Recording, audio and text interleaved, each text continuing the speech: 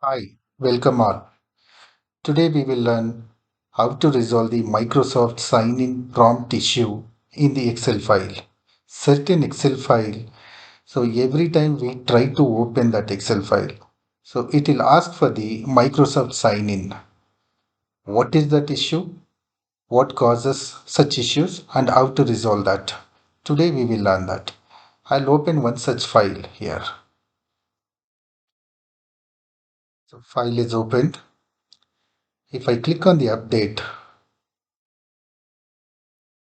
it will ask the Microsoft sign in prompt like this. So,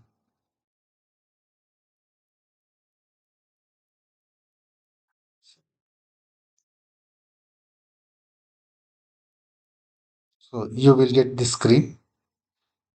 Just click on here. You will come to this screen. Here you can see unable to refresh. So we could not get updated value from the linked workbook. So click on the manage workbook links.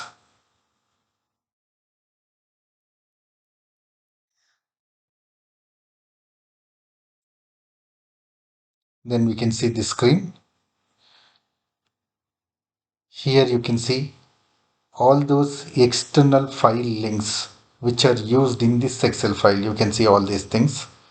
So this is causing this Microsoft sign in prompt every time. So now how to resolve this? What you can do? You can click on break all.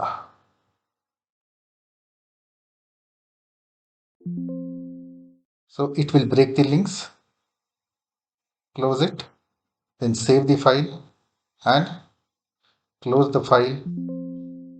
So once again open it.